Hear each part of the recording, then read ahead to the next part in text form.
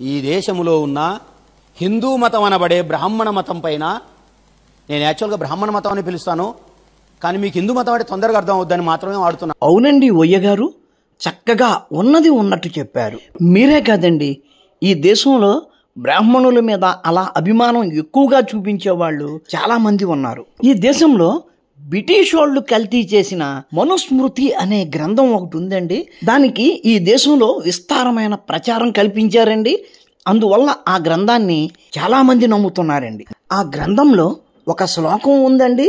దాని ప్రకారం పూర్వం రోజుల్లో పెళ్లి చేసిన బ్రాహ్మణుడే పెళ్లి కూతురికి శోభనం చేసేవాడండి. ఆ పుస్తకాన్ని నమ్మేవాళ్ళు, ఆచరించేవాళ్ళు ఏమనుకుంటూ ఉంటారంటే, వారి వంశంలోని స్త్రీలందరికీ 5-6 తరాలకు ముందటి స్త్రీలందరికీ బ్రాహ్మణులే శోభనం చేశారు అని అనుకుంటారండి, నమ్ముతారు. తప్పు కాదయ్యా, మీ మామలందరూ పతివ్రతలు, వాళ్ళు అలాంటివి చేయలేదని మీరు అన్నా సరే మిమ్మల్ని వాళ్ళు కొడతారు. మా మామలు బిచ్చులు కాదంటావా అని మిమ్మల్ని తిడతారు. ఆ విధమైన శోభనం ప్రక్రియ 100 తరాలు కొనసాగడం వలన ఎక్కడో దగ్గర ఆ పెరుగు చుక్కకు పాలు తోడుకోకుండా ఉంటాయా అన్న అనుమానం వాళ్ళల్లో ఉంటుంది. కాబట్టి ఎంతో కొంత మా రక్తంలో బ్రాహ్మణుల జన్యువులు ఉండే ఉంటాయి అని వాళ్ళు నమ్ముతారు. అలా నమ్మే వాళ్లకు తమ రక్తంలో బ్రాహ్మణుల జన్యువులు ఉన్నాయి కాబట్టి వాళ్లకు బ్రాహ్మణుల మీద విపరీతమైన ప్రేమ ఉంటుంది. అట్లా బ్రాహ్మణుల మీద ఎవరికైతే ప్రేమ ఉంటుందో వాళ్ళు ఈ మతాన్ని హిందూ మతం అనకుండా బ్రాహ్మణ మతం అని వారి మీద ఉన్న ప్రేమను ప్రకటించుకుంటారు. కానీ మాకు ఆ కల్తీ మనుస్మృతి గ్రంథం మీద నమ్మకం లేదు, అందులోని విషయాలు నమ్మకం లేదు. అంతేకాకుండా ఆ విషయం ఆ గ్రంథంలో తప్ప చరిత్రలో ఎక్కడా దానికి ఆధారాలు కనపడవు. కాబట్టి బ్రాహ్మణుడు పెళ్లి కూతురికి శోభనం చేశాడు అన్నది మేము నమ్మము. కాబట్టి దీనిని మేము బ్రాహ్మణ మతము అనం. అంత మాత్రాన దీనిని మేము హిందూ మతం కూడా అనము. దీనిని సనాతనం అంటాం, అంతేగాని సనాతన మతం అని కూడా అనం. అసలు హిందూ మతం అనేది ఒకటి లేదు ఈ దేశంలో. మేమనేది కూడా అదేరా బాబు. ఇక్కడ వైష్ణవ మతం ఉంది, శైవ మతం ఉంది, శాక్తేయం ఉంది, అబ్బో చాలా ఉన్నాయి. కానీ హిందూ మతం అన్నది లేదు. ఈ మతాలన్నిటినీ కలిపి మేము సనాతనం అంటాం. వట్టి బూటకం అది. అవును, మేమనేది కూడా అదేరా బాబు. ఇది ఒట్టి బూటకం. నాది హిందూ మతం కాదు, నాది శైవ మతం. భారతంలో లేదు, రామాయణంలో లేదు, వేదాల్లో లేదు, ఇతిహాసాల్లో లేదు, పురాణాల్లో లేదు. 18 పురాణాలు చదివాను నేను, ఎక్కడ కూడా హిందూ అనే పదం ఉపయోగించబడలా. అవును రోయ్, నువ్వు చెప్పిన అన్ని చోట్ల కూడా నా మతం పేరుంది. మా బామ్మరిది మతం వైష్ణవ మతం అది ఉంది, మా మేనల్లుడి మతం శాక్తేయం అది ఉంది. కానీ నువ్వు చెప్పిన హిందూ మతం అనేది మా గ్రంథాలలో లేదు. కానీ ఆ హిందూ మతం అన్నది చైనా వాళ్ళు, గ్రీక్ వాళ్ళు, అదే మెగస్తనీసు, మాంగనీసు అలాగెవరో బయట నుంచి వచ్చి ఇక్కడ పర్యాటకం చేసి గ్రంథాలు రాసే చూసావా 1000 సంవత్సరాల క్రితం, వాళ్ళ పుస్తకాల్లో ఉన్నాయి. మరి ఇక్కడికి వచ్చి ఈ దేశాన్ని హిందూ దేశము, ఇక్కడ మతాన్ని హిందూ మతం అని వాళ్ళు ఎందుకన్నారో కొద్దిగా స్టడీ చేసి చెప్పమ్మా. ఎందుకంటే నువ్వు పెద్ద ప్రొఫెసర్వి కదా, నువ్వు చెప్పగలవు, నాకు తెలుసు. కాబట్టి హిందూ అనేది ఒక మతం లేదు, అది బ్రాహ్మణ మతం, అది బ్రాహ్మణులకు సంబంధించిన మతం. కాదు, ఆ మతం అందరికీ బ్రాహ్మణ మతం కాదు. ఎవరైతే ఆ మనుస్మృతి అనే గ్రంథాన్ని నమ్ముతారో, ఆ గ్రంథం ప్రకారం తమ మామలందరూ బ్రాహ్మణుడి చేత శోభనం చేయించుకున్నారు అని నమ్ముతారో వాళ్లకు మాత్రమే అది బ్రాహ్మణ మతం. కానీ మిత్రులారా, ఈ లోకంలో ఇటువంటి గాడిదలే కాదు, ఇంకొక రకమైన గాడిదలు కూడా ఉంటాయి. ముందు ఈ గాడిద ఏమంటున్నాడో ఒకసారి చూడండి. క్రైస్తవ దేశమైనటువంటి యూకేలో ఎన్నికల్లో రిషి సునక్ అనేటువంటి భారతీయ మూలాలు ఉన్నటువంటి ఈ వ్యక్తి చిత్తుచిత్తుగా మళ్ళీ చెప్తున్నానండి, నాకైతే చాలా సంతోషంగా ఉంది. చిత్తుచిత్తుగా రిషి సునక్ ఓడిపోయాడు. అక్కడ భారతీయ మూలాలు ఉన్న ఒక వ్యక్తి ప్రధానమంత్రి అయ్యాడు అని మనం సరదా పడ్డాం. కానీ హిందువు అని కాదు కదా. కానీ ఈ మనిషికి ఒక భారతీయ మూలాలు ఉన్నవాడు అని కాకుండా ఒక హిందువు అన్నవాడు ఓడిపోయాడు కాబట్టి పండగ చేసుకుంటున్నాడు. ఎంతకు ఈ పండగ ఎందుకండి? ప్రధానమంత్రిగా ప్రమాణ స్వీకారం చేసే ముందు భగవద్గీత మీద ప్రమాణం చేశాడు అన్న మాట వింటే ఎందుకు నాకు చాలా బాధ, కోపం వచ్చింది. ఎందుకు కోపం వచ్చింది? నీకంటే కిరస్థానం కాబట్టి నువ్వు ఎక్కడన్నా ప్రమాణం చేయాలి అంటే ఆ నల్లట్ట బొక్కు మీద చేస్తావు.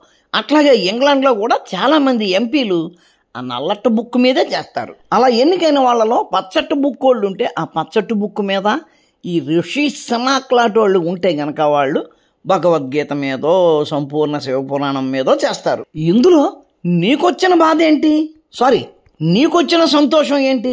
దేవుడిచ్చిన ఒక గొప్ప అవకాశాన్ని తాను చేసినటువంటి ఆ పొరపాటు వలన ఖచ్చితంగా తన అధికారాన్ని ఆయన కోల్పోయాడు. వెంటనే 2 ఏళ్లలోనే తన అధికారాన్ని కోల్పోయాడండి. ఏంటి 2 ఏళ్లలోనే ఋషి సునక్ కోల్పోయాడా? మరి మన క్యాథలిక్ కిరస్థానం బాబా రాహుల్ బాబా 3 సార్లు ఎందుకు ఓడిపోయాడు? మరి ఆధారం మన బాబా గారు ప్రేయర్ చేస్తారు కదా. రాహుల్ బాబా గారు చేయకపోయినా మన మామగారు సోనియా మామగారు చేస్తారు కదా. మరి ఆయన 3 సార్లు ఎందుకు ఓడిపోయాడు? అసలు వాళ్ళు ప్రేయర్ చేశారా లేదా అన్నది పక్కన పెడితే, మీరు మొత్తం దేశంలో ఉన్న చర్చుల్లోనూ మసీదుల్లోనూ ప్రేయర్లు చేస్తారు కదా, మరి ఎందుకు గెలవలేదు? ఓహో, మీ యేసయ్య హిందువులు తనను మొక్కలేదు కాబట్టి వాళ్ళనే కొడతాడా? కిరస్థానం గాళ్ళు ఎంత నాకినా సరే జీ మీద కొడతాడా? సరే దేవుడు చక్కని అవకాశం ఇస్తే కృతజ్ఞత కలిగి క్రైస్తవ దేశంలో ఉంటూ క్రైస్తవ సాంప్రదాయ ప్రకారంగా బైబిల్ మీద ప్రమాణం చేసి ప్రధాని పదవిని స్వీకరిస్తే తప్పేంటండి?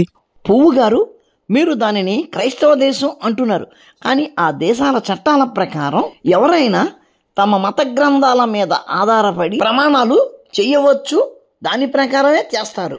నిజంగా అది పూర్తిగా క్రైస్తవ దేశం అయి ఉంటే గనక వాళ్ళ చట్టాలలోనే ఉండేది. ఎవడన్నా సరే బైబిలు బుక్ మీద మాత్రమే ప్రమాణం చెయ్యాలి అని.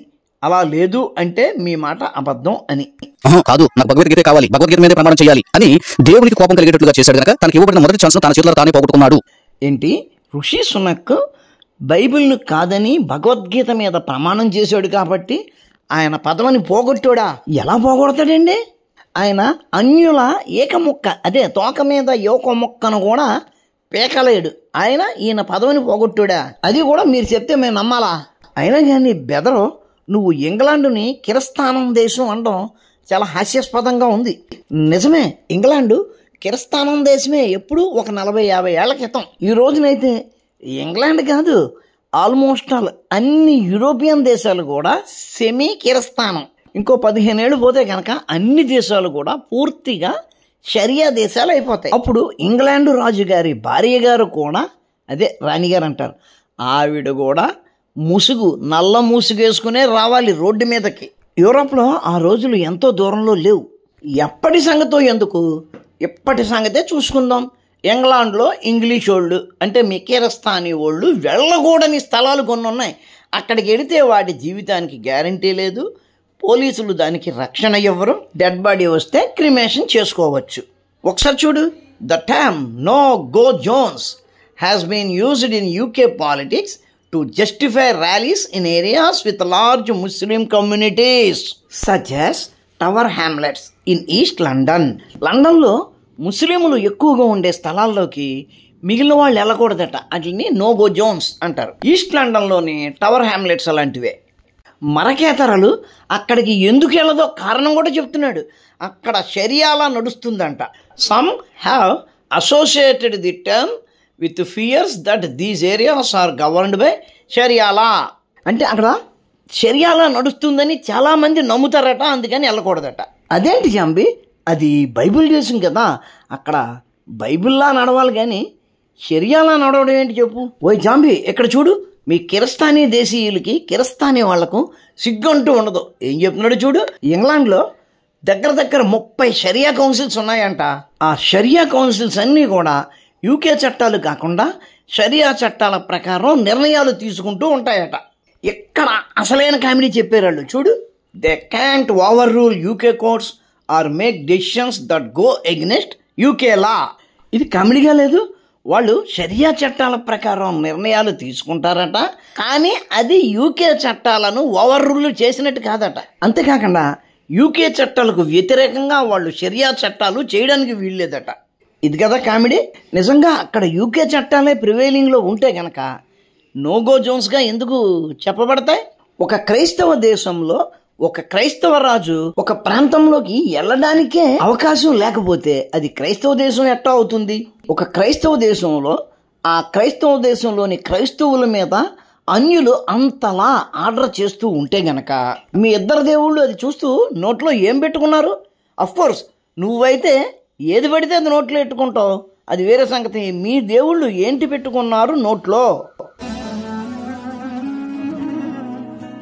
పాపం ఇక్కడ ఈవిడెవరో ఏడుస్తుంది చూసావా? ఈవిడ పేరు మెరిన్ లీపెన్. ఈవిడ క్రైస్తవురాలే.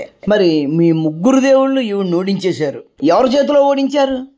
లెఫ్ట్ వింగ్ చేతుల్లో మీ ముగ్గురు దేవుళ్ళు ఈవిడ్ని ఓడించేశారు. ఈవిడను లెఫ్ట్ వింగ్ ఓడించింది అంటే ఈవిడ ఏ వింగు? రైట్ వింగే కదా. రైట్ వింగు అంటే గనక మన భారతదేశంలో ఆర్ఎస్ఎస్, బీజేపీ, మోడీ. మరి ఫ్రాన్స్లో అదేలే, ఈవిడ ఫ్రాన్స్ ప్రైమ్ మినిస్టర్లే. మరి ఫ్రాన్స్లో ఎవరు రైట్ వింగ్ అంటే? కిరస్తానీలు, నల్లట్ట బుక్కోళ్ళు. నీ మాట ప్రకారం భగవద్గీత మీద ప్రమాణ స్వీకారం చేశాడు అని ఋషి సునాక్ని పదవులోంచి తొలగించేశారంటే మీ దేవుళ్ళు. మరి ఈవిడను ఎందుకు తొలగించారు? ఈవిడ బైబిల్ మీదే ప్రమాణ స్వీకారం చేయడం కాదు, తెల్లారి లెగిస్తే ఆ బైబిలే సంకలం ఎట్టుకొని జీవించే కిరస్థానం. ఓహో, అదే సంగతి. ఆ పచ్చట్ట బుక్కు దేవుడి పేరు చెబితే మీ నల్లట్ట బుక్కు దేవుడి చెడ్డీలో కుళాయి ఓపెన్ అయిపోద్దా? అలాగా, సరే సరే. అందుకని ఈ మాక్రాన్ని ఆ పచ్చట్ట బుక్కోళ్ళు ఎవరు వెనకాల ఉన్నారో ఆ కమ్యూనిస్టుల చేతిలో ఓడించాడన్నమాట. సరే సరే, ఆవిడనేదో పదవులోంచి తీసేసాడు అనుకో, అది వేరే పద్ధతి. కానీ కిరస్తానీ దేశంలోని కిరస్తానీలందరినీ కూడా పచ్చట్ట బుక్కోళ్ళు సర్వనాశనం చేసేశారు. దుకాణాలు, రోడ్లు, ఇళ్ళు అన్నీ తగలెట్టేశారు 2 గంటల్లో. జాంబి, నీ దేవుడు చాలా గేడి జాంబి. భగవద్గీత సంఖలో ఎట్టుకునేవాడిని మాత్రమే కొడతాడు. పచ్చట్టు బుక్కును జోబులో పెట్టుకున్నవాడు జోలికి వెళ్ళడు, ఎందుకంటే కుళాయి ఓపెన్ అయిపోతుంది గోచీలో. మీరు మన ఛానల్ని ఇంకా సబ్స్క్రైబ్ చేసి ఉండకపోతే వెంటనే సబ్స్క్రైబ్ చేయండి. అలాగే మన వీడియో మీద మీ అభిప్రాయాన్ని కామెంట్ రూపంలో తెలియజేయండి. ఒక లైక్ కొట్టండి, మీ మిత్రులకు మన వీడియోని షేర్ చేయండి. ఉంటాను. నమస్కారం. మతోన్మాదంపై రామబాణం.